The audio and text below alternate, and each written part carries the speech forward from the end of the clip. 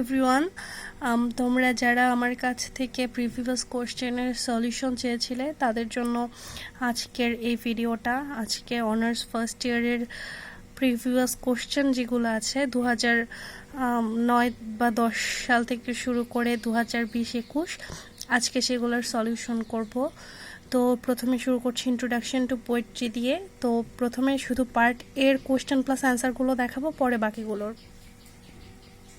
তো পার্টে শুরু করা যাক। পার্টে দাঁড়াও 1 মিনিট, সেটা হচ্ছে 2009-10 সালের মেইন টেক্সট বুক যেটা, সেটাতে অনেক কিছু ইনক্লুডেড ছিল যেটা এখন বর্তমানে নেই, 3-4 বছর ধরে নেই। তো আমি সেই টেক্সটগুলোকে বাদ দিয়েছি। আমি শুধু যেগুলো বর্তমানে বা 4-5 বছর ধরে আছে আমি শুধু সেগুলাই অ্যাড করেছি, প্রথম থেকে যেগুলো আছে একসাথে টেক্সটে। তো শুরু করা যাক, চলো। ফার্স্টে কোশ্চেনটা দেখো, what kind of fish is pike. এই কোশ্চেনটা হয়েছে আমাদের পাইক পোয়েট্রি থেকে। The pike is a species of predatory fish. Second question হচ্ছে, what does Wordsworth compare the daffodils to. এখানে যিনি হচ্ছে ওয়ার্ডসওয়ার্থ, উইলিয়াম ওয়ার্ডসওয়ার্থের কথা বলা হয়েছে, তিনি ড্যাফোডিলকে কিসের সাথে তুলনা করেছেন। এখানে দেখো, the writer is amazed by the daffodils' number and beauty. Thus, he compares the daffodils with the stir and shine and twinkle on the Milky Way continuously. ঠিক আছে, তো আমাদের যিনি রাইটার তিনি হচ্ছে ড্যাফোডিলের নাম্বার এবং সংখ্যায় আমেজড হয়ে লিখেছেন, বলেছেন তিনি কম্পেয়ার করেছেন মিল্কি ওয়ে গ্যালাক্সিতে যে তারাগুলো হচ্ছে শাইন করে, চমকায়, সে ধরনের তারাগুলো অনবরত চমকাতে থাকে, তাদের সাথে তুলনা করেছেন ড্যাফোডিলগুলোকে। ঠিক আছে, তো অ্যান্সারটা হবে, he compares the daffodil with the star that shine and twinkle on the milky way continuously. Okay, এবার দেখো হচ্ছে আমাদের থার্ড কোশ্চেনটা হচ্ছে, what you know about 7 sleepers den. এটা হচ্ছে 7 স্লিপার্স ডেন, এটা হচ্ছে গুডমোরো থেকে নেওয়া একটা কনসেপ্ট, আর হচ্ছে এটা একটা স্টোরিকে ভিত্তি করে হয়েছে। সেইটা স্টোরিটা হচ্ছে 7 জন খ্রিস্টিয়ান ভাই একটা ফ্যামিলিতে ছিল, তাদের কোনো একটা কারণে ডেথ সেন্টেন্স ডিক্লেয়ার করা হয়। দেন হচ্ছে তারা সেখান থেকে স্কেপ করে বেঁচে পালাতে সফল হয়। তো সেই 7 জন ভাই সেই গুহা সেখান থেকে পালিয়ে গিয়ে একটা গুহায় আশ্রয় নেয় এবং সেখানে ঘুমিয়ে পড়ে। যখন তারা ঘুম থেকে ওঠে তখন জানতে পারে তারা 200 বছর ধরে ঘুমিয়ে আছে এবং তারপরে তাদের বয়স একই আছে। এটা হচ্ছে স্টোরিটা। সেকেন্ডটা দেখো, what kind of poem is sonnet. The sonnet is a popular classic form what has composed for centuries. Traditionally, the sonnet is a 14-line written in iambic pattern employing one of several rhyme schemes and adhering to a tightly structured the thematic organization. ঠিক আছে, মানে sonnet হচ্ছে 14 লাইনের চতুর্দশপদী কবিতা যাকে বলে, আর একটা couplet সহ এবং নির্দিষ্ট স্ট্রাকচার যেটা থাকে অর্থাৎ রাইম স্কিম সেটা অনুযায়ী চলে, সেটা হচ্ছে সনেট। ঠিক আছে, এবার হচ্ছে পরবর্তী question, what is hyperbole. Hyperbole is a figure of speech that is an international exaggeration of emphasis or comic effect. এক্সাগ্রেটেড মানে অতিরঞ্জিত, হাইপারবোল হচ্ছে সেগুলো যেগুলোকে অতিরঞ্জিত করে দেখানোর প্রয়োজন পড়ে। তো এখানে দেখো, what is the difference between simile and metaphor. মানে সিমিলি এবং মেটাফোরের পার্থক্য কি। The different is that simile make a comparison by saying that something like something else, but metaphors make the comparison by saying that something is something else. A simile says that one thing is like or is as another thing. A metaphor says that one thing is another thing. অর্থাৎ simile হচ্ছে দুটো বিষয়ের মধ্যে স্পষ্ট তুলনা, কোনো হচ্ছে স্পষ্ট তুলনা যেখানে লাইক বা অ্যাজ এরকম ইউজ হয়। সিমিলি কথাটার মানে হচ্ছে লাইক, আর এখানে যেটা আছে সেটা হচ্ছে মেটাফোর। মেটাফোর হচ্ছে এমন দুটি বিষয় যাদের মধ্যে কোনো মিল নেই, অন্তর্নিহিত তুলনা। মেটাফোর হচ্ছে রূপক। তো metaphor is a implicit comparison between two different things. তো এটা হচ্ছে মেটাফোর, যেখানে লাইক বা অ্যাজ বা ইউজ হয় না, তো সেটা মেটাফোর। পরবর্তী কোশ্চেনটা দেখো, why is William Wordsworth famous? William Wordsworth কেন famous? He helped launch the English Romantic movement. The launched the revival of Romanticism in English literature, along with Coleridge's lyrical ballad. The Romantic age began with the publication of lyrical ballad 1798. অর্থাৎ যে lyrical ব্যালেড প্রকাশিত হয়েছিল 1798 সালে, 98 সালে। তো সেখান থেকে আমাদের রোমান্টিক যুগের সূচনা, যেটা মানে লেখার মধ্যে রোমান্টিক এজের সূচনা শুরু হয় এই লিরিক্যাল ব্যালেড প্রকাশিত হওয়ার পর থেকে। তো এই লিরিক্যাল ব্যালেড প্রকাশিত হওয়ার পেছনে অসামান্য ভূমিকা ছিল এই আমাদের উইলিয়াম ওয়ার্ডসওয়ার্থের, যার কারণে ইনি ফেমাস। ঠিক আছে, এখানে দেখো পরবর্তী question, what is a lyric? Lyric is a short poem. What is personification? Personification is a figure of speech in which lifeless thing as imagine as life. ঠিক আছে, পার্সোনিফিকেশন হচ্ছে সেই সকল প্রাণহীন বস্তু বা কিছু, যা কিছুর প্রাণ নেই কিন্তু তাদেরকে জীবন্ত হিসেবে মানে লেখা হয়, মানে এমনভাবে লেখা হয় যেন সেটা অ্যালাইভ, জীবন্ত। ঠিক আছে, পরবর্তী কোশ্চেনটা দেখো, হু first used blank verse in English? এটা হচ্ছে ইংলিশে সর্বপ্রথম ব্ল্যাঙ্ক ভার্স কে আবিষ্কার করেছে? এটা আমি গুগল থেকে নিয়েছি, এটার আনসার গুগলে এরকম ছিল, blank verse first appear in 16th century Italy during the Renaissance period, an adaptation of unrhymed poetry for ancient Greece and Rome. It was later introduced to England in the 1550 by Henry Howard.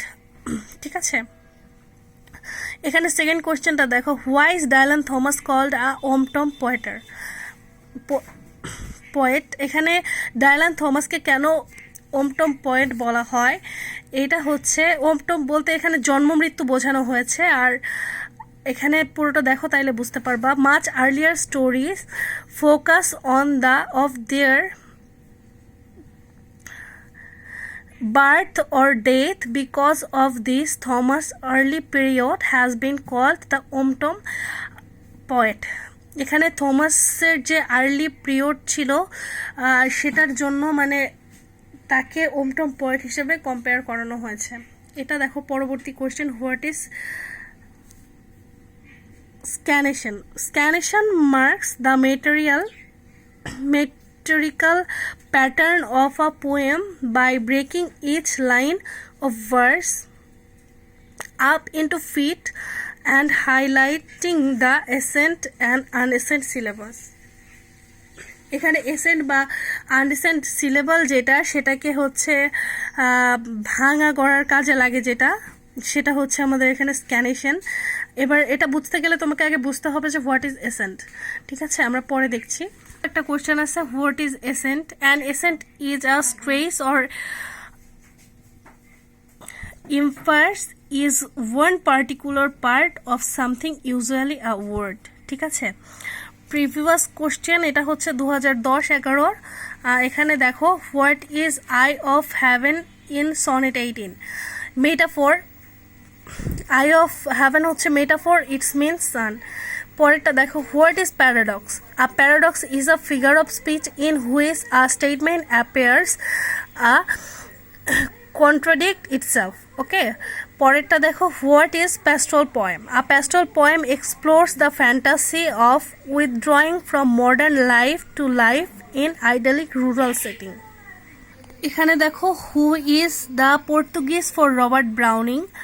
এটা আমি বইয়ে অনেক খুঁজেছি কিন্তু পাই নাই, but হচ্ছে গুগলে যেটা শো করলো সেটা হচ্ছে manuscript of Elizabeth Barrett Browning, how do I love thee. ঠিক আছে, what is the nationality of W B Yeats? Irish, বা তিনি আয়ারল্যান্ডের অধিকারী ছিল। অধিবাসী ছিল, যার জন্য হচ্ছে তার ন্যাশনালিটি হচ্ছে Irish. Which literature age does Ted Hughes belong, এটা হচ্ছে post modern period.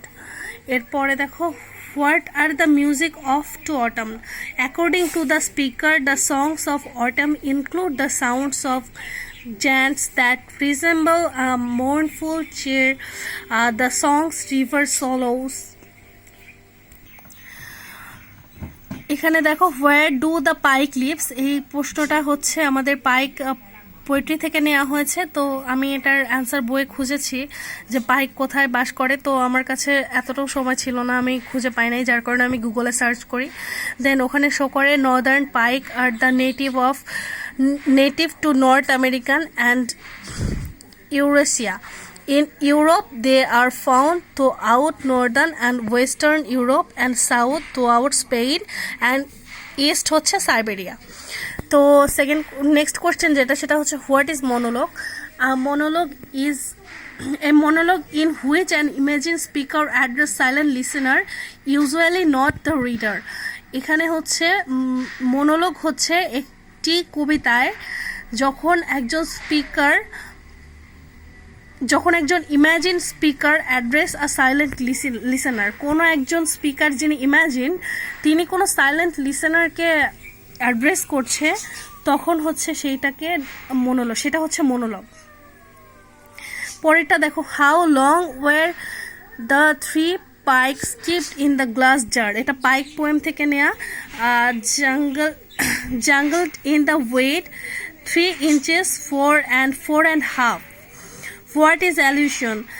An implied or indirect reference to the person, event or thing or part of another text. Name of a foot that has a rising rhythm, সেটা হচ্ছে iambic refers to the type of foot used here, the iambic. পরেরটা দেখো how many daffodils did the poet see, 10,000 daffodils at a glance. What type of poem how do I love thee, it's a sonnet. How were the morning birds of May damaged, এটা হচ্ছে আমাদের question না, এটা আগের ছিল, আমি এখানে ভুলবশত লিখেছি। এরপরে দেখো what is an ode, an ode is a lyric poem addressing a someone. Ode হচ্ছে একটি লিরিক পোয়েম যেখানে কাউকে অ্যাড্রেস করা হয়, সেটাই হচ্ছে ওড। এটা দেখো 2011-12 এর question, what is the general structure of Shakespearean sonnets. Shakespeare's sonnets are composed of 14 lines and most are divided into 3 quatrains and a final concluding a couplet. Rhyme scheme is AB, AB, CD, CD, EF, EF, GG. 10,000 saw I at a glance. Which figure of speech has been used here? This is hyperbole. What is Fernhill? Fernhill is a poem by the Welsh poet Dylan Thomas. How many times does Elizabeth Barrett Browning use the phrase I love thee? 8 times. What is synesthesia? Synesthesia refers to an author's blending of human sense and describe an object. Give an example of oxymoron. That I shall say good night till it be morrow. William Shakespeare, Romeo Juliet. Name the incest mentioned in Ode to Autumn. James Wall. What is this? James Wall and the lamb bled in the dusk. What is conceit? Conceit is a complex and often lofty literary device that makes a far-structured comparison between a spiritual aspect of a person and a physical thing in the world. এই কনসেন্টের কিছু উদাহরণ আছে good মোরোতে, তোমরা ওখানে গিয়ে দেখলে বুঝতে পারবে এটার মানে। How many character are there in the lyric because I could not stop for death, এখানে আছে হচ্ছে 3 ক্যারেক্টার্স, একটা হচ্ছে death and speaker and immortality, এখানে ডেথ, স্পিকার এবং ইমমর্টালিটি 3টা ক্যারেক্টার আছে। Why is Robert Frost called regional poet? His regionalism shows the environment, the region acting on the mind of his people and determining their natures and attitudes. পরেরটা দেখো, William Wordsworth saw the daffodils beside a lake. What is the name of lake? Alice water, এটা হচ্ছে লেকের নাম। তারপরে 2012 to 2013 যে কোশ্চেনগুলো, সেটা হচ্ছে what is the subtitle of sonnet 18? এটা হচ্ছে shall I compare thee to a summer's day. Where did the Wordsworth find the daffodils? Around the Glencoyne Bay, Wallace water in the Lake District. Because I could not stop for death. Why could not the speaker stop for death? Because death gently stopped to pick up the speaker for a ride in his horse-drawn carriage, which accommodated 3 persons: death, the speaker, and immortality. এখানে আরও কিছু question included ছিল যেগুলো আমি বারবার একই ধরনের question হওয়ার পরে কারণে আমি সেগুলোর ভিডিও নেই নাই। যেরকম বারবার আসছিল মেটাফোর, পার্সনিফিকেশন, তারপরে হোয়াট ইজ অ্যান ওড, এই টাইপের কোশ্চেনগুলো আসছিল বারবার, তো আমি একটার অ্যান্সার বারবার করি নাই। আর হচ্ছে কিছু কিছু জায়গা থেকে অনেক বেশি কোশ্চেন বারবার আসছে যেগুলো আমি খেয়াল করেছি। তার মধ্যে একটা হচ্ছে যেটা টু অটাম ওড আছে, ওখান থেকে কিছু কোশ্চেন আসে। গুড মরো থেকে অনেক বেশি কোশ্চেন আসছে। তারপরে উইলিয়াম ওয়ার্ডসওয়ার্থের যে টু ড্যাফোডিলস, সেখান থেকে কোশ্চেন আসছে। তারপরে হচ্ছে because I could not stop for death, এইগুলো থেকে বেশি কোশ্চেন আসছে। মেইন কথা হচ্ছে পার্ট এ তে আমি দেখলাম ইন্ট্রোডাকশন টু পোয়েট্রি ভলিউম 1 থেকে বেশি কোশ্চেন করা হয়েছে। ঠিক আছে, বাকিগুলোর সলিউশন পরবর্তী ভিডিওতে দেওয়া হবে। Thank you.